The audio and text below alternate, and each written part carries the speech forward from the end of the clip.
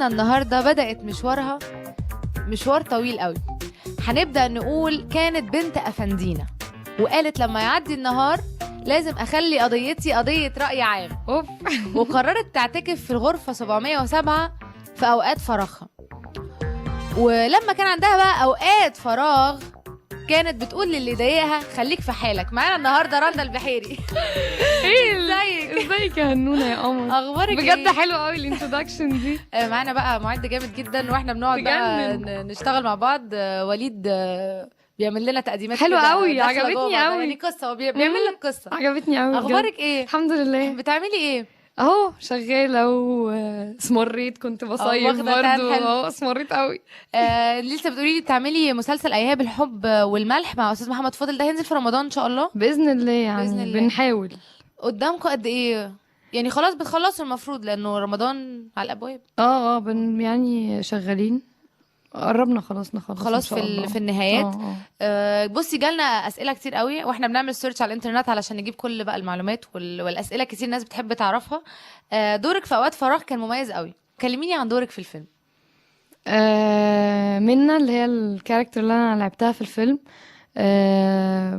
يعني انا اول ما قريتها، بصي انا مش منى بس، يعني الفيلم كله لما قريته كنت حاسه ان كل موقف كنت بقول انا ايه ده انا شفت ده انا رحت هنا، ده انا عملت ده. حاسه انه كان قريب قوي. طبعا يعني هو كان بصراحه يعني اكتر حاجه قريتها او شفتها يعني حقيقيه قوي. وده اللي الناس حسيته لما اتعرض لما شافت، لان الفيلم بصراحة. البنت كان عندها تردد نفسي في حاجات كتير، عايزه ده ولا مش عايزه ده. عايزه تلبس حجاب ومش عايزه تلبس حجاب، عايزه تبقى هيبي وبترقص وبتعمل وبتخرج، وفي نفس الوقت عايزه تبقى برضو متدينه ومحترمه محدش يقول لها كلمه تضايقها بالظبط. وعايزه تحبه ومش عايزه تحبه وحقيقة. فانت عملتي التردد ده حلو قوي في الفيلم ده. ربنا يخليك. ومعانا اتصال ونقول الو. الو. ايوه هاي، مساء الخير. مساء النور. ازيك يا هنا؟ الحمد لله تمام. معاكي كاتيا.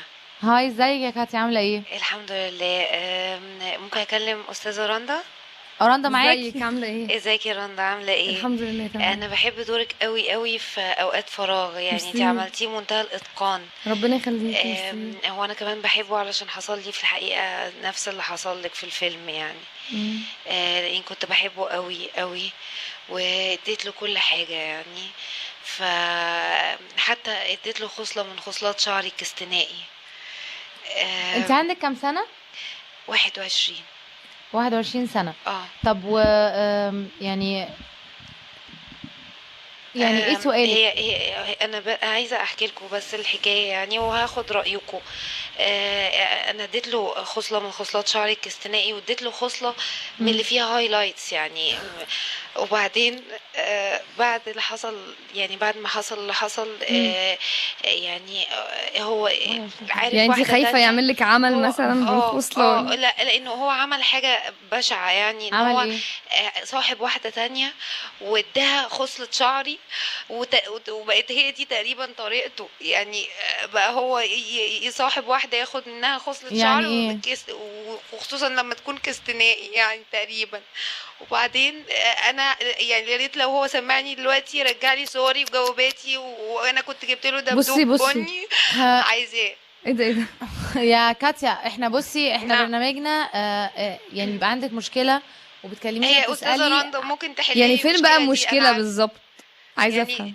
يعني هي ممكن يعني بعد تكلمه. اذنك حطي لي ايدك على المشكله اللي عندي. يعني هي لو ينفع يعني تقول له لا تقول يرجع له لي. ازاي؟ ما احنا يعني حضرتك انت مشكلتك انك عايزه حاجتك اللي انا عند عايزه عند الخصلة الولد ده. شعري يعني عايزه تكلميه. يعني انا كاتيا خايفة. كاتيا نعم. خشي نامي. لا انا مش هقدر انام غير لما تقولي لي اي حاجه. لو النبي ما هو- انت داخله تنامي. اصل حضرتك مفيش حل. يعني قصدي مشكله انت اللي تحليها، مش احنا مش هنحلها لك. احنا سؤالنا في الحب، سؤالنا في حاجه يعني نعرف نحل فيها. يعني احنا مش هنعرف نحللك. مش انتوا فقره الليل واخره بتحلوا انت ايه اللي مصحيكي المشاكل؟ لحد دلوقتي اصلا؟ انا مستنيه يعني اكلم حضرتك علشان تحلي لي مشكلتي. بتقولي انام ليه طيب؟ او ايه؟ عشان احنا بنعمل تنويه. مش مين حضرتك الضيف اللي هيبقى بتحلي معانا في فترة المشاكل الليل النهارده؟ لا ما بحلش انا مشاكل بصراحه. يا الو. أنا مش ونقطع مصدقة. الاتصال مع كاتيا 21 سنه. بجد؟ واضح إن يعني خصلة شعرها الكستنائي.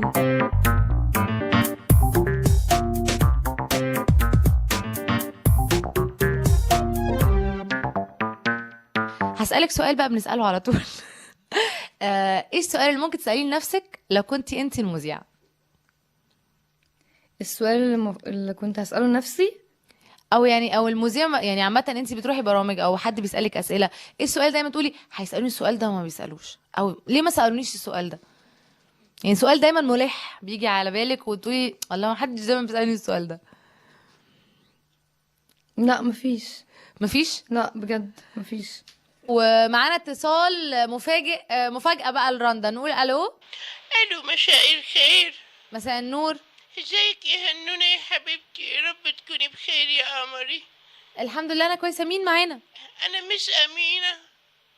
مين؟ الو، مس أميرة؟ انا مس امنية يا حبيبتي، مس مدرسة أمنية؟ رندا في مدرسة الجزيرة. مس أمنية في مدرسة رندا. ازيك يا رنودة يا حبيبي؟ الحمد لله. والله وكبرتي يا رورو وبقالك اعترافات يا مفعوصة. يعني انا عاوزة اقول رندا من يومها ممثلة كانت كدابة قوي، ما تعملش الهومورك وتيجي تقول اصل ماما عيانة، ايه ده ايه ده ايه ده ايه تخطف ده؟ السندوتشات من العيال السندوتشات كنت في مدرسة الجزيرة. انا عاوزة اسألكم سؤال. بما اتفضلي. ان البرنامج ده انا انتهزت فرصة رنودة حبيبتي بما انها كبرت وعايزاها ترد عليا، هو الحب على الانترنت حقيقي؟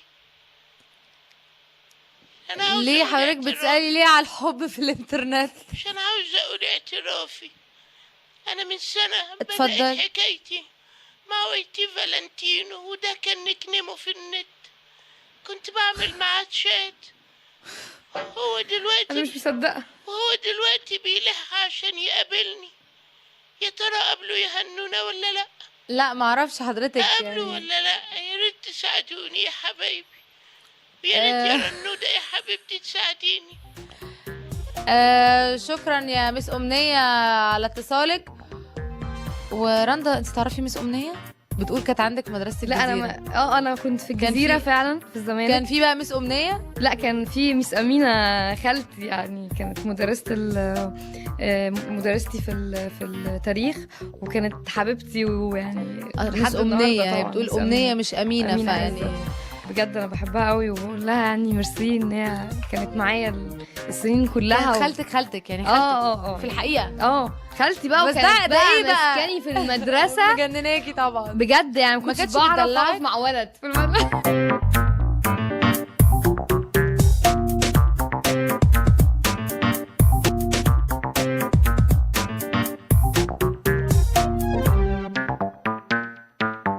ومعانا اتصال تاني ونقول الو. الو. الو. ايوه. الو، هاي. هاي مين؟ ازيك يا هنا، عامله ايه؟ الحمد لله تمام. مين معانا؟ وازاي رندا؟ الحمد لله تمام. كويسين؟ تمام. معاك الدكتور ايمن السمنودي، اهلا وسهلا يا دكتور، اتفضل. زميل الجمعيه الملكيه لطب الاعصاب، واستاذ مساعد طب الاعصاب بجامعه بنها، وعضو اتحاد الرومانسيين العرب. الرومانسيين العرب؟ اتحاد الرومانسيين العرب ده في ايه؟ في كورس. طب اتفضل. اللي انا عايز اقوله يا جماعه ان جميل قوي الحب يا جماعه، والجميل اكتر اننا بنتكلم عليه، بس الترو لاف قليل قوي في الزمن ده. انا شد انتباهي مكالمه الست امينه استاذه رندا في ايام الطفوله. يعني هي مش استاذة رندا بس، يعني دي بنصلح بس المعلومة. انا شدتني مكالمه الست امينه، واحب اقول لها ان اصعب سنه في الشات هي السنه الاولى، لان في ناس بتكون بطيئه أمنية. في الكتابه وناس بتكون سريعه في الكتابه، فما بيحصلش توافق. ومن واقع حسي النفسي بقول ان واي تي فالنتينو شخص مخادع، وبقول لمس امنيه تيك كير. انا باكد تيك كير. هنطلع فاصل ونرجع تاني. واضح ان الاتصال اتقطع مع دكتور ايمن السمنودي. هي الناس اللي بتتكلم مالها عامله كده ليه؟ انا مش عارفه ايه. امال كان جاي لمين؟ ما كانش جاي لرندا، كان جاي لمين؟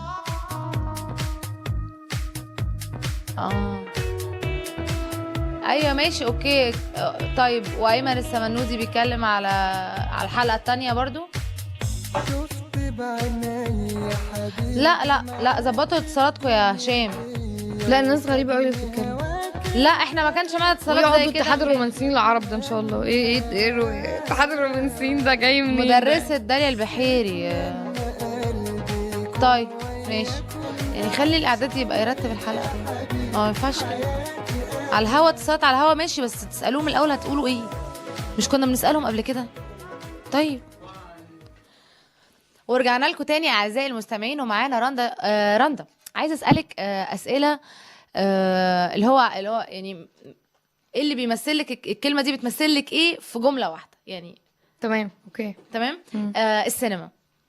السينما بحس ان هي الهيستوري. السباحه، حاجات مالهاش دعوه ببعض خلي بالك. عضلات. الكتب. لا ثقافة طبعا. الكذب. الكذب اوحش حاجة. اصدقاء الطفوله. احلى حاجة. ومعانا اتصال ونقول الو. الو، ايوه ازيك يا ابله هنا؟ اتفضل، مين معانا؟ ازيك يا ابله رندا؟ أبلة رندا. أبلة معاك هنا. الأبلة رندا. ازي حضرتك؟ انت لله. طب الاسم بس مع حضرتك؟ انا مرعي، استاذ مرعي. معايا دبلوم. ايوه انت مرعي. عندك كام سنة يا مرعي؟ 22 يا ابله. ماشي. طب ماشي اتفضل. ايه مشكلتك يا مرعي؟ اختها كانت مطلقه. اخت مين؟ جارتي. اوكي. انا كنت ساكن في منطقه شعبيه كده يا ابله. انت ساكن فين طيب؟ في منطقه اقول المنطقه عادي. لا قول عادي، ما احنا مش تلفزيون، ممكن تقول كل حاجه انت عايز تقولها. في المعصره يا ابله. ماشي، ايه مشكلة انا كنت ساكن في المعصره وهي كانت يعني ساكنه في حته سيس كده. يعني ايه حته سيس كده؟ حته اقل مني في كتير يا ابله يعني. طيب هي ساكنه فين بقى؟ لو انت في المعصره هي ساكنه فين؟ هي ساكنه ناحيه حلوان كده. طب ما هي المعصره في حلوان. لا يا ابله. طب يعني ما علينا، ايه يعني ايه مشكلتك مع جارتك؟ اختها كانت مطلقه كويس. وكانت بتيجي تزورها على طول، وكانت لا مؤاخذه كده بتجيب معاها يعني موز وبرتقان وفراوله. ماشي. في يوم يا ابله وهي طالعه على السلم وقعت برتقانه من الكيس. كويس. فانا قلت انزل عشان اجيب لا مؤاخذه البرتقانه، وما تكبرتش والله يا ابله لان دي يعني لا مؤاخذه نعمه ربنا. جميل.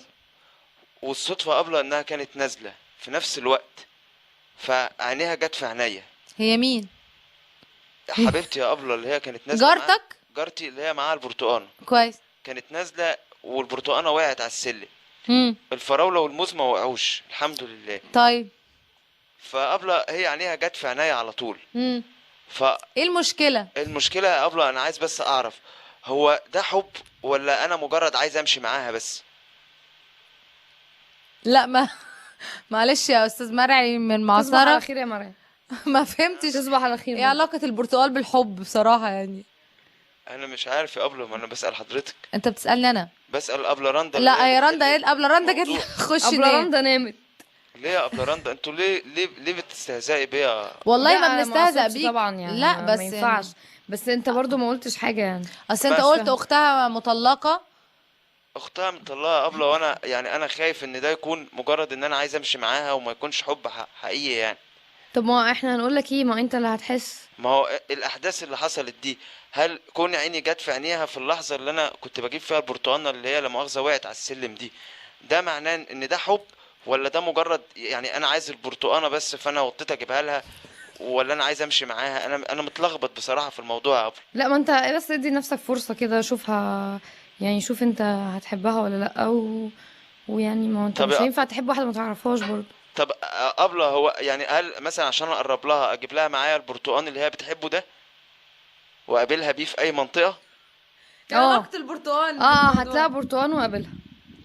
طب يا ابله ممكن يعني لو حضرتك ينفع اديك تليفونها وتكلميها؟ لا ما ينفعش احنا ناخد تليفونها ونكلمها يا مريم. ابله رندا ارجوك يعني انا محتاج تقفي جنبي في الموضوع ده. لا انت هي ساكنه جنبك. انا هجيب انا البرتقان يا ابله. هي ساكنه جنبك فانت خد انت تليفونها بقى. ما انا معايا تليفون. وبعدين انت جبت تليفونها منين؟ انت مش بتقول لسه ما اتكلمتش معاها؟ جبتها من جارتها يا ابله، ما هي جارتها هي اللي ساكنه جنبي. طيب خلاص كلمها. طب ما انا عايز حضرتك تتوسطي لي بس في الموضوع. لا وانا انت هجيب كلمها. البرتقان انا من نفسي. اصل الوساطه ما بتنفعش في الحاجات دي ليه يا ابله ما بتنفعش كده يعني؟ لازم يبقى منك ليها يعني. ما انا مني ليها بس ما فيش اي احساس يا ابله. انا مش عارف حتى يعني هل ده البرتقال ممكن يأثر معاها ولا انا اروح انا على طول؟ لا يا- انت خد معاك يعني 2 كيلو برتقال كده وروح قابلها، او قابل اهلها على طول بقى. وكان معانا اسمه ايه؟ مرعي السيد مرعي من البرتقانه. من معصرة. مرعى ابو سره. مرعي ابو سره. كان معانا مرعي مرعي السكري. 22 سنه من المعصره. ومعانا اتصال تليفوني، نقول الو. الو، هلا مرحبا. اهلا وسهلا. الو، الو، ايوه مين؟ فنانة الاذاعة الموهوبة فنانة هنا شيحة، اهلين. ربنا يخليك، اهلا يا وسهلا. رب. يا عم تكوني بقيت بخير فنانة يا رب. الاذاعه الموهوبه يا عم، اسكتي. بقيت أيوة. من كوادر الاذاعه. ان شاء الله بخير يا فنانتنا الحلوة. الحمد لله. مين؟ ومعك ابو عبد الله من السعودية اختي، اهلا استاذ ابو عبد الله، اتفضل. وفنانة المقربة الى قلبي فنانة رندا البحيري. اهلا وسهلا. اهلين وسهلين. انا صراحة معجب في رقتكم وجمالكم، انتم من اروع اناث الشاشة المصرية صراحة. ربنا يخليك يا ابو عبد الله، اتفضل. انا لي سؤال موجه لمحبوبة الجماهير رندا، اذا سمح لي الوقت بعد اذنك. لا الوقت موجود، براحتك. هل انت مرتبطة اختي رندا؟ اه للأسف أنا صراحة ودي أقول لك اعتراف على الهواء مباشرة. اتفضل. قلبي دق وقلبه هو ما دق. اي طبعا الكلام واضح يا رندا، قلبي دق وقلبه والله ما دق. أحبك. شكرا ابو عبد الله، وجالك اعتراف ليلي قوي جدا. احبك. طب خلاص خلاص خلاص خلاص خلاص يا رنا، في حاجه؟ خلاص ايه خلاص قومي. ايه ده خلاص بيسقفوا؟ بقى، عشان عايزه اوريكي حاجه في السماعات. كان في صرصار ماشي هنا. ايه في ايه ده؟ في ايه؟ في كاميرا. كاميرا؟ اه ايه ده انا مش واخده بالي. لا انت طول الوقت ايه ده؟ انا بصورك طول الوقت، مش واخده بالي. لا والله.